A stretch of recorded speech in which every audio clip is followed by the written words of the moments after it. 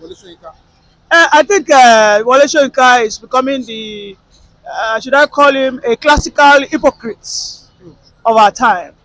This is a man who has spent nothing less than 8 decades on this planet Earth, and in my own view, I think he enjoyed the very best of Nigeria, right from the years of colonialism to post-colonialism. And it's a shame for him to not support a man like Peter Obi, who seems to be a little bit younger than Nigeria, because Peter Obi, of course, is younger than Nigeria, if I'm not mistaken, or just maybe a year or two older than Nigeria. And this is a man who thinks like, like a first world country, the leaders of a first world country. This is a man who is so digitized, a man who is so exposed. But I wonder what is the interest of Wole Soyinka. Okay? Wole Soyinka is a very respected, noble laureate, but in the recent time, I think he has lost all that glory and dignity. Because when you fight with a pig in the mud, you should be ready to get what? Get dirty. And of course, it will be a very sad note to see that Wole Soyinka is trying to end his career and his lifetime in a very sad note. Because at this time, I think Wole Soyinka should be setting his legacy, that he was one of those people that placed Nigeria on the right path on their leadership recruitment process. Right? Wole Soyinka should be a man that will advise you that when you want to vote for people, don't vote for old men, vote for people who are still sharp in their mind, who are still very active, who knows what is going on. Today, Tinubu doesn't even know what is going on around him. It's not, there's no self-awareness, there's no self-alertness. A Tinubu who doesn't even understand how to use the social media. It is not about speaking grammar. My very revered professor, you know, I was never a literature student, so I didn't even care about him, right? But of course, we expect him to be brilliant, and in addition to that, he should have wisdom. But I think wisdom is lacking at this moment of Wole Soyinka's. Yes, obedient insulted him, okay? But he deserves the insult, and let me tell you why. Wole Soyinka enjoyed the golden days of Nigeria, and that is why he was able to attain professorship.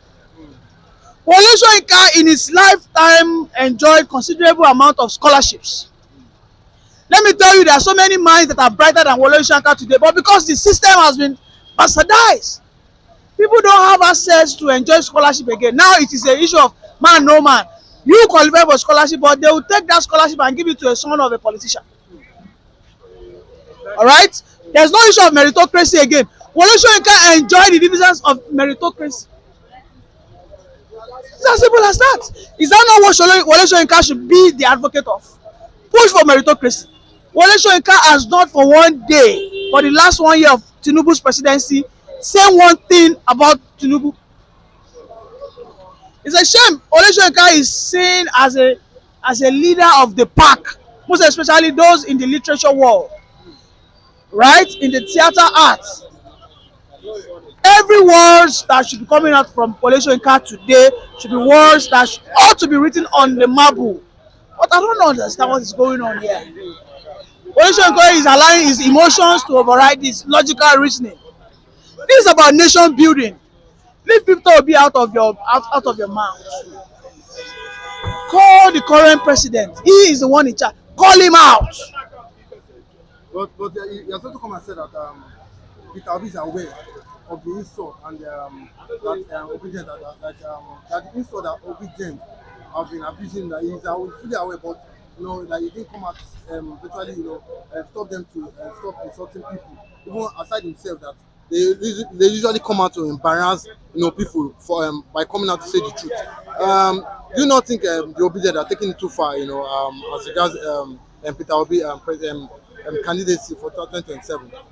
You see, I am not a supporter of Peter Obi, but I'll tell you that Peter Obi is a gentleman who, because of his gentility, that's why Soyinka thinks he cannot lead Nigeria. Let me tell you, a leader that must lead Nigeria today must be aggressive and must be radical.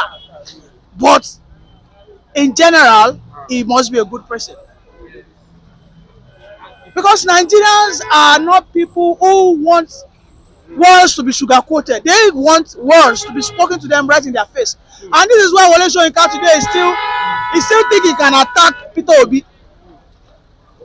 Peter Obi must be ready to discharge himself. And this was my gross routine when he went to meet Atiku. You're not supposed to rub your shoulders. Stick with your obedient fan base, garner more support. These are people that have been oppressed. Obedient are class, belong to the class of the oppressed. And when you beat a child, you don't ask him how he should cry. Nobody does that. You don't beat your child and tell your child that don't cry like this. This is how you. No. Why did you beat the child? Is the first thing first. Wole Soyinka is not just a father. He's a great grandfather of obedience. And these are kids that have suffered. These children never enjoyed free education. They didn't have no visa on arrival. What's it called? Opportunities. Wole Soyinka even had green card given to him on a platter. Right? Obedient are crying. You're telling them, my brother, you are supposed to be either excluding yourself or you are supporting them. It's as simple as that. What body language is Tinubu showing to support the youth? You got trolled because you just decided to attack their own personal Lord and Savior, Obi. And they have a right to insult you. You are not above insult. Listen, Joe Biden received insult more than you, Wole Soyinka, and I'm sure if I look at scheme of things, Wole Soyinka is not as important as Joe Biden. Right? So, I mean, if he gets insulted, he has definitely called for that insult. Okay, but you also made mention of something that that Wole Soyinka he hasn't come out to say anything bad about Tinubu's government.